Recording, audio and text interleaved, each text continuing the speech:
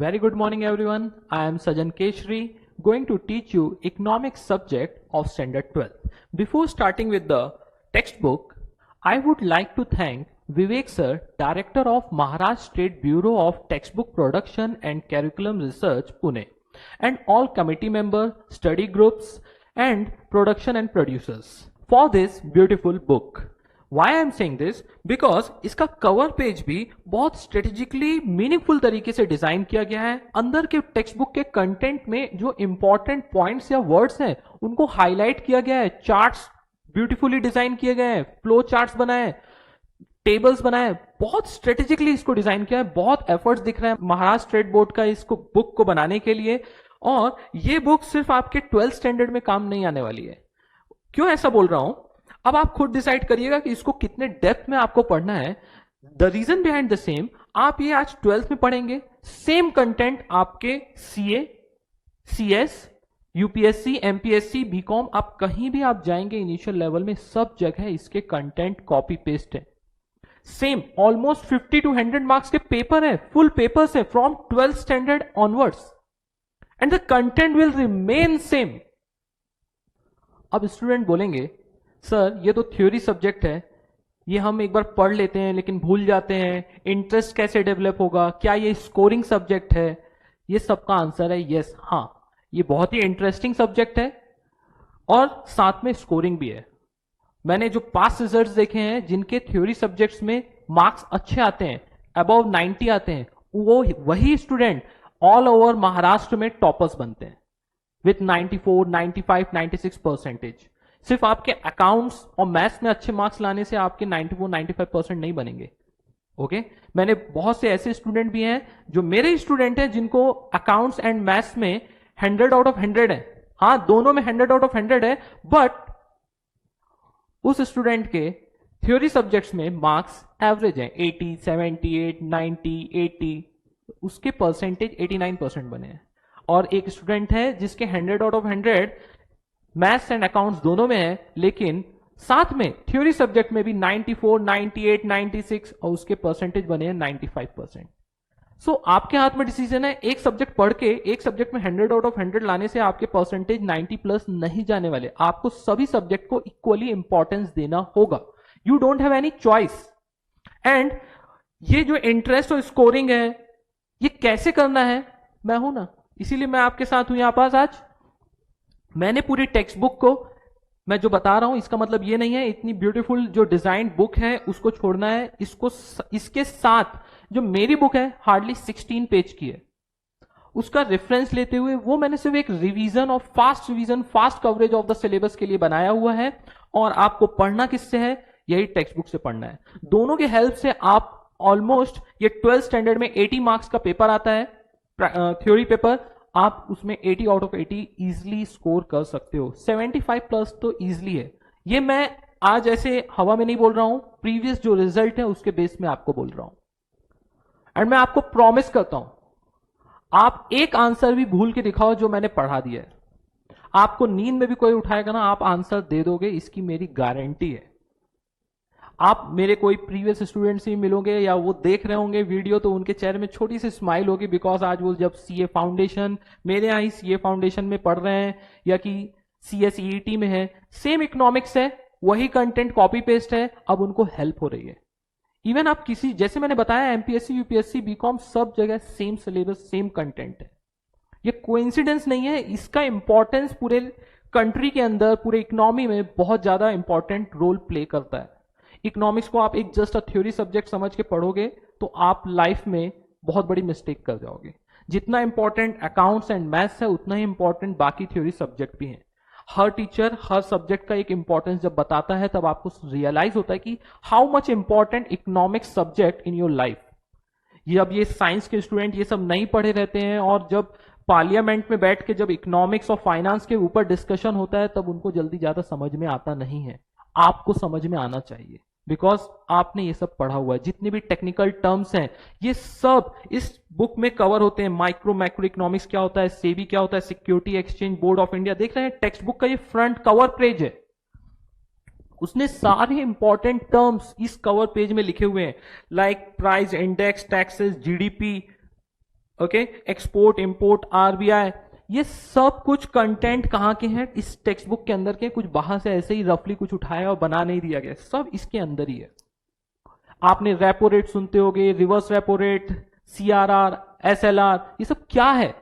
ये सारे technical term इसके अंदर है और इसको इजी करके समझाना मेरा काम है। जैसे मैंने बोला है, आप ये 16 पेज की जो बुक है और ये बुक पढ़ने के बाद, और मैं जिस प्रकार से आपको मल्टीपल टाइम रिवीजन करूंगा, आप इसको कभी नहीं भूलोगे। Not in 12th, even after that, ये मेरा प्रॉमिस है। Okay, so let's start. ये हमारा फ्रंट पेज है, आप दिखा देता हूं मैं आपको टेक्स्ट बुक का। ये कुछ इस टाइप की दिखती है। बैकग्राउंड भी बहुत स्ट्रेटेजिकली देखिए डिजाइन किया गया है। पार्लियामेंट की फोटो डाली गई है बैकग्राउंड में, रुपी का सिंबल है, उसके अंदर माइक्रो मैक्रो है। अब ये माइक्रो मैक्रो क्या है, इसके अंदर मैं वैसे भी डिटेल में जाने वाला हूं। इकोनॉमिक सब्जेक्ट में टोटल 10 चैप्टर्स हैं। मैं वन बाय वन करके आपको एक शॉर्ट एक्सप्लेनेशन दे देता हूं कि उसके अंदर कंटेंट कैसे हैं। सबसे पहले है आपका चैप्टर नंबर 1, रिलेटेड किससे है? आपका introduction to micro and macro economics. अब इस इंट्रोडक्शन में ये बताया गया है कि टोटल पूरी इकोनॉमिक्स का जो सब्जेक्ट है, सिलेबस है, या कि पूरी इकोनॉमिक्स जो है वो 2 पार्ट में मेनली डिवाइड होती है। One is the micro and another is the macro. Micro economics में individual unit, individual firm, individual industry, सब कुछ स्मॉलर पार्ट में एनालिसिस किया जाता है, उसके एनालिसिस को बोलते हैं माइक्रो इकोनॉमिक्स। और जो पार्ट को स्टेट नेशनल लेवल में किया जाता है, for example national income, GDP, gross domestic product, जो मैक्रो लेवल में पूरे कंट्री के लेवल में काम होगा, उसको बोलेंगे macro economics analysis. Second chapter रहेगा आपका यूटिलिटी एनालिसिस। यूटिलिटी एनालिसिस के अंदर आपका आएगा कंज्यूमर का बिहेवियर क्या रहता है। सबसे पहले यूटिलिटी एनालिसिस करना, किसी भी प्रोडक्ट को बाय करने से पहले वो क्या चेक करता है, उसकी हम उस प्रोडक्ट की हमको कितनी यूटिलिटी है। इसी चैप्टर के अंदर पूरी यूटिलिटी के बारे में बताया गया है कि कैसे आपकी यूटिलिटी किसी प्रोडक्ट ज्यादा आने से कम कैसे होती है, जिसको बोलते हैं डिमिनिशिंग मार्जिनल यूटिलिटी। आपकी यूटिलिटी डे बाय डे क्या होती है, कोई प्रोडक्ट के रिलेटेड आप कंटिन्यूअसली कंज्यूम करोगे तो कम होते जाती है। नेक्स्ट चैप्टर आता है डिमांड एनालिसिस। डिमांड एनालिसिस में बताता है कि मार्केट का डिमांड कैसे डिसाइड होता है। जैसे ही प्राइस इंक्रीज होगा तो डिमांड क्या हो जाएगी, डिक्रीज हो जाएगी, और जैसे प्राइस डिक्रीज होती है तो डिमांड क्या होती है, इंक्रीज होती जाती है। इसके रिलेशन को लेते हुए पूरा डिमांड एनालिसिस चैप्टर में एक्सप्लेन किया गया है 3A में। 3B का पार्ट जो बोला गया है इलास्टिसिटी ऑफ डिमांड, इसमें आपस का रिलेशनशिप बताया गया है कि कितनी प्राइस चेंज होने से डिमांड में कितना चेंज आएगा। ठीक है, 1 रुपी प्राइस चेंज हो गया एसी का, 1 रुपी प्राइस चेंज होने से डिमांड में कुछ इंपैक्ट होगा क्या? नहीं। इसी टाइप का एनालिसिस बताया। लेकिन कोई कोई ऐसे प्रोडक्ट हैं, एसी 50,000 का है और प्राइस में चेंज 40,000 का आ गया है, सडनली वो एसी कितने की आ गई है, 10,000 की, प्राइस में मेजर चेंज हुआ है, तो एसी की डिमांड कितनी चेंज होगी। तो ये सब एनालिसिस है, कैसे कैलकुलेट किया जाता है कि कितने प्राइस चेंज होने से कितनी डिमांड में इंपैक्ट होगा। सप्लाई एनालिसिस में अच्छा हाँ, मेन इंपॉर्टेंट है जो यूटिलिटी, डिमांड और इलास्टिसिटी ऑफ डिमांड है, ये किसके पॉइंट ऑफ व्यू से है, कंज्यूमर के पॉइंट ऑफ व्यू से। कंज्यूमर सोचता है यूटिलिटी के बारे में, फिर उसके बाद डिमांड, कंज्यूमर कितना डिमांड करेगा किस प्रोडक्ट का at what particular point of price में। ओके, और डिमांड किस किस रीजन से चेंज होती है, ये सब बताया गया है। लेकिन जो सप्लाई चैप्टर है वो मैन्युफैक्चरर के पॉइंट ऑफ से बोला गया है कि सप्लाई एक मैन्युफैक्चरर कब करेगा, जब प्राइस ज्यादा रहेगी तब सप्लाई इंक्रीज करेगा, कि जब प्राइस कम रहेगी तब सप्लाई इंक्रीज करेगा। तो ये सब चीजें डिसाइड करेगा क्या, सप्लाई एनालिसिस में है। मैं डायरेक्टली बता देता हूं आपको कि जब प्राइस इंक्रीज होगी सप्लाई भी प्रोड्यूसर क्या करेगा, मैन्युफैक्चरर इंक्रीज कर देगा, और जैसे ही प्राइस डिक्रीज होती है वैसे ही प्रोड्यूसर क्या करता है, सप्लाई भी डिक्रीज कर देता है। इसीलिए इसको क्या बोला जाता है, डायरेक्ट रिलेशनशिप। इसी चैप्टर में यह भी बताया गया है कि कितने प्राइस चेंज होने से कितनी आपकी सप्लाई में इंपैक्ट आता है। ये सब डिटेल कहां आया है, सप्लाई एनालिसिस में। फिर 5th चैप्टर है फॉर्म्स ऑफ मार्केट। आपने देखा होगा कौन कौन से टाइप्स, अब ये फॉर्म्स ऑफ मार्केट के अंदर रहता है। आपने सुना होगा perfect competition, imperfect competition, monopoly competition, ये सब कंपटीशन और मार्केट के बारे में इस चैप्टर में दिया हुआ है। नेक्स्ट आता है index number. Index number chapter बहुत ही एक ये मोस्ट यूजफुल स्टैटिस्टिकल टूल्स है जो कि एक इकोनॉमिक्स के स्टूडेंट को आना चाहिए for determining the national data, for example birth rate, death rate, या कि आपको किसी का प्राइस इंडेक्स निकालना है। ये सारे कैलकुलेशंस में इंडेक्स नंबर का काम आता है। नेक्स्ट चैप्टर है आपका नेशनल इनकम। इस चैप्टर के नाम से ही समझ में आ रहा है इजिली कि नेशन की इनकम कैलकुलेट करना है। ये आता है आपके मैक्रो इकोनॉमिक्स में, बिकॉज ये किसी इंडिविजुअल की इनकम यदि कैलकुलेट करता तो अपन इसको बोलते हैं माइक्रो इकोनॉमिक्स। ये नेशनल इनकम है, नेशन की इनकम डिटरमाइन करते हैं, नेशन का इनकम कैसे कैलकुलेट करते हैं इस चैप्टर के अंदर दिया गया है। जैसे for calculation of national income 3 method use की जाती हैं, output method, expenditure method, consumption method. ये सारे मेथड के बारे में पढ़ेंगे हम। जैसे आपके टेक्स्ट बुक के फ्रंट कवर पेज में भी लिखा था ग्रॉस डोमेस्टिक प्रोडक्ट, जीडीपी, तो ये सब इसी के अंदर, नेट नेशनल प्रोडक्ट, एनडीपी, ये सब कैलकुलेशन इस चैप्टर के अंदर कवर होता है।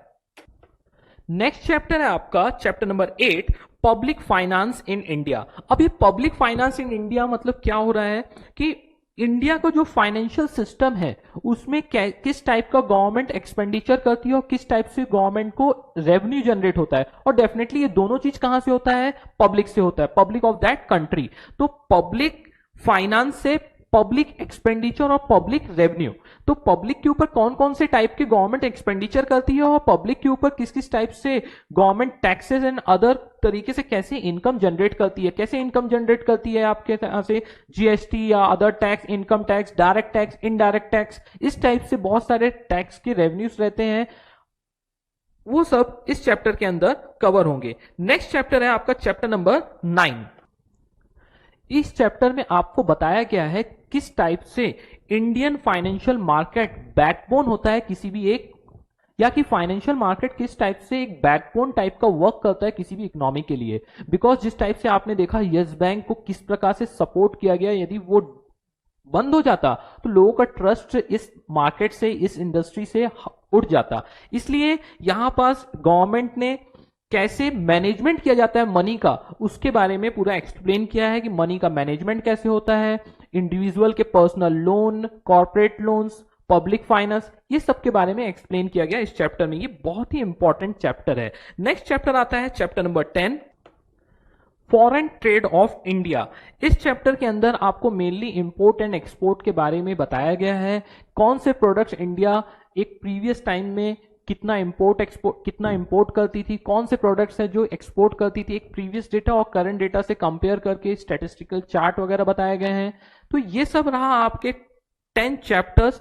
ये सभी चैप्टर्स आपके आने वाले फ्यूचर के CA foundation, CS, EET, BCom, या कि आप एमपीएससी, यूपीएससी कहीं भी जाएंगे तो ये सब आपको लगने वाला है। तो मेरा रिक्वेस्ट है कि आप अभी पढ़ लें इसको, मतलब 12th स्टैंडर्ड में पढ़ लें, तो आपका एक बार अच्छे से आप पढ़ लोगे तो 12th में भी अच्छे मार्क्स आएंगे और आगे भी आपको कंटिन्यूसली इस सब्जेक्ट से आपको एक रिलीफ मिल जाएगा। फॉर एग्जांपल आप सीए फाउंडेशन की स्टडी कर रहे हो, आप समझो एक चैप्टर पूरा का एक सब्जेक्ट पूरा का पूरा कम हो गया। फॉर एग्जाम्पल वहां 4 सब्जेक्ट्स होते हैं, उसमें से एक सब्जेक्ट होता है प्योरली क्या, इकोनॉमिक्स।